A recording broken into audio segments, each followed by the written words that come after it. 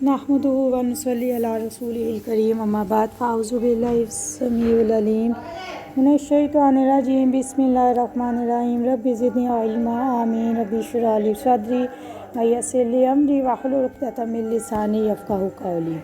अस्सलामु अलैकुम व रहमतुल्लाहि व बरकातुहू।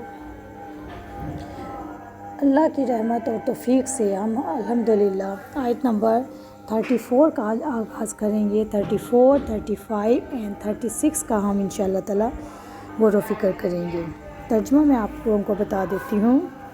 वाइज़ और जब, कुल ना, कुल कहो, कह दीजिए, हमने पढ़ा था ना हमने, कहा हमने, लिल मलाइकाती फरिश्तों से, अस्जुदू सजदा करो, ली आदम आदम को, फसजदू बस उन्होंने सजदा किया, इल्ला सवाए इब्लीस के, अबा इसने इनकार किया, वस्तकबर और तकब्बुर किया, वकाना और हो गया, मिनल काफिरीन काफरों में से, वकुलना और कहा हमने, या आदमु ए आदम, या का मतलब है ए आदम, अस्कुन रहो, अंता तुम, व ज़ौजुका और तुम्हारी बीवी, अल जन्ना जन्नत में, वाकुला और तुम दोनों खाओ, मिन्हा इससे, रागदन फरागत से, हैसु जहाँ से, शितुमा तुम दोनों चाहो, वाला और ना तकरबा तुम दोनों करीब जाना, हाज़िही इस शजरा दरख्त के, फ़तकूना पस तुम दोनों हो जाओगे,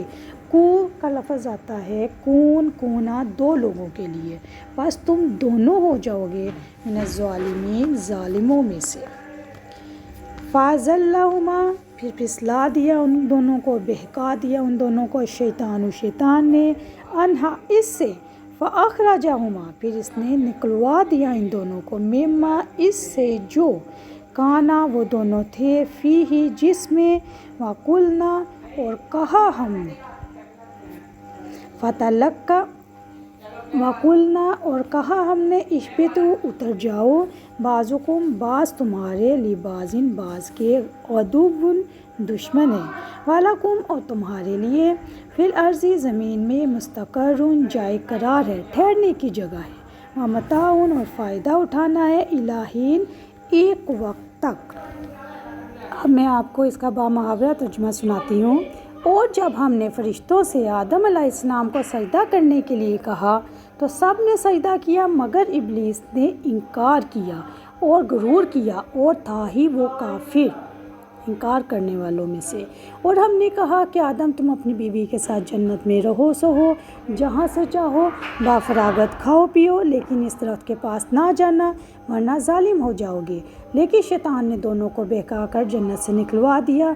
हमने कह दिया उतर जाओ, तुम आपस में एक दूसरे के दुश्मन हो और एक वक्त मुकर्रर तक तुम्हें ज़मीन में ठहरना और इससे फ़ायदा उठाना है। अब यहाँ पे आप देखें कि आदम अलैहिस्सलाम को सजदा किया तो उन्होंने इनकार कर दिया। ये जो सजदा जहाँ पे अल्लाह ताला ने उन्हें करने के लिए कहा था, ये ताज़ीमी सजदा था, ठीक है। और ये अल्लाह ताला ने आदम अलैहिस्सलाम पर अपना अजीम एहसान बयान फरमाया है कि हमने फ़रिश्तों को हुक्म दिया कि आदम अलैहिस्सलाम को इनके अकराम, ताज़ीम और अल्लाह ताला की इबादत के लिए, इबादत के इजहार के लिए सजदा करें।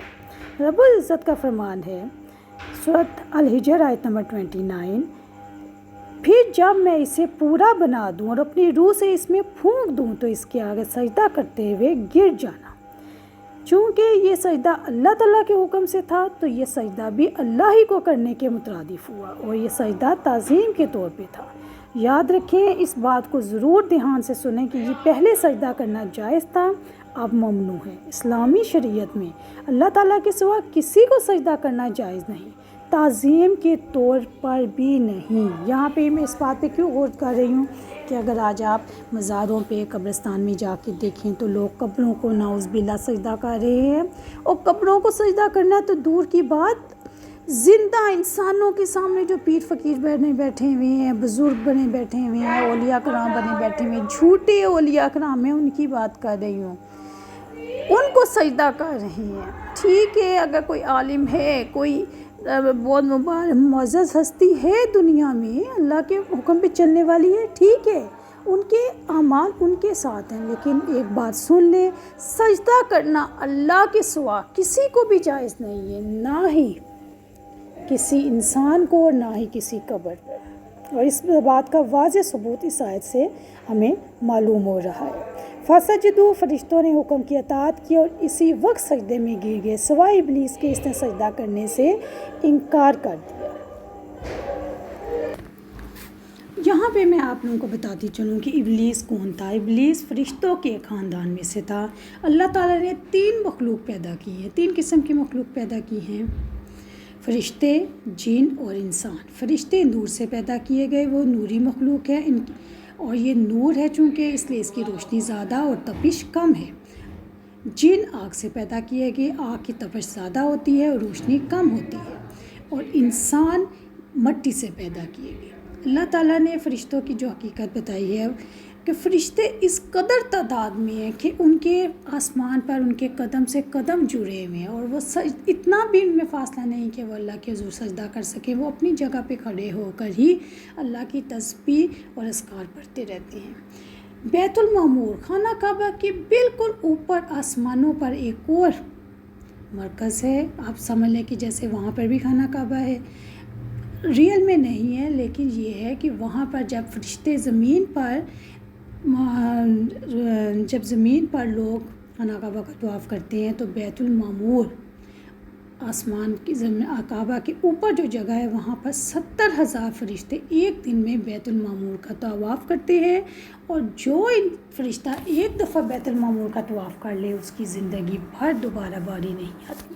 یہاں سے آپ دیکھ سکتے ہیں کہ فرشتے کس قدر تعداد میں موجود ہیں اور کس قدر تعداد میں اللہ تعالیٰ کی تسبیح بیان کر رہے ہیں، سبحان اللہ۔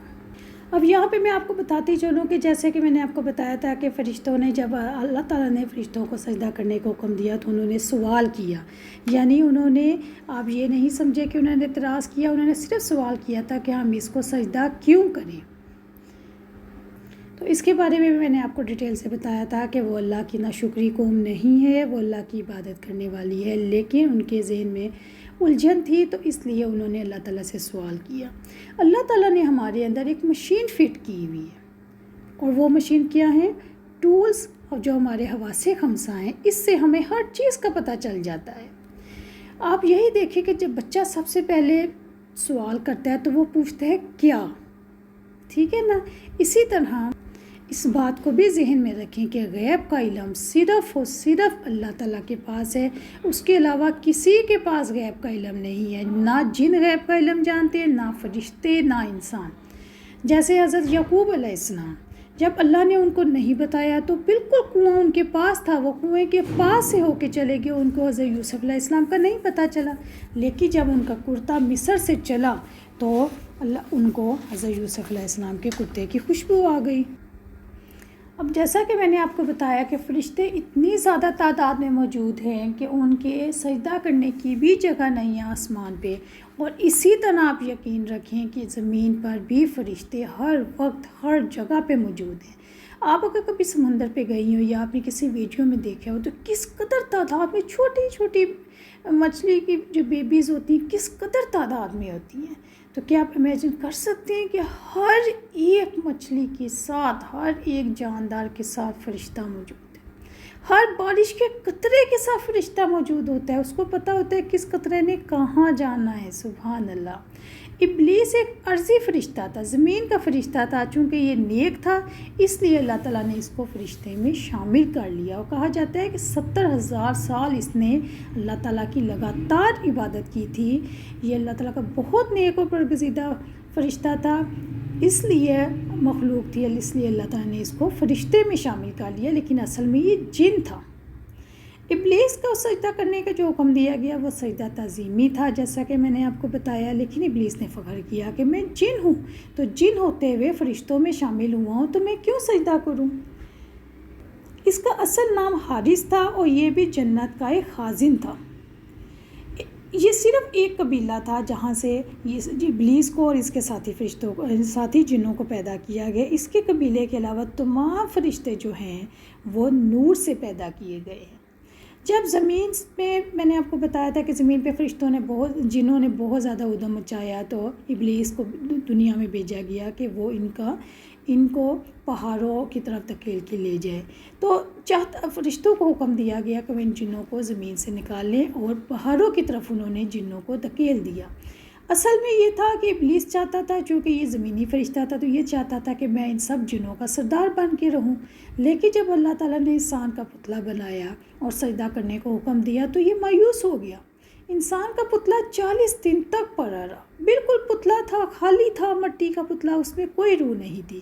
تو جو شیطان تھا وہ اس کے اندر باہر جا کے دیکھتا تھا، حیران ہو کے دیکھتا تھا کہ اللہ نے کیسی چیز بنائی ہے، اس کے اندر تو کچھ بھی نہیں ہے۔ آدم علیہ السلام کو اللہ نے مٹی سے اپنے ہاتھ سے پیدا کیا۔ 40 دن تک آپ کا جب پتلا پڑا رہا تو ابلیس جب اس کے پاس آتا تو اس پتلے پر ٹھوکر مارتا تھا، جس سے کھن کھن کی آواز پیدا ہوتی تھی۔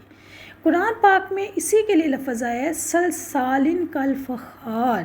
اس کا یہی مطلب ہے کہ وہ ٹھیکرے کی طرح بجتی تھی، جیسے کھوکھلی چیز بجا کرتی ہے۔ ابلیس اوپر سے گھس کے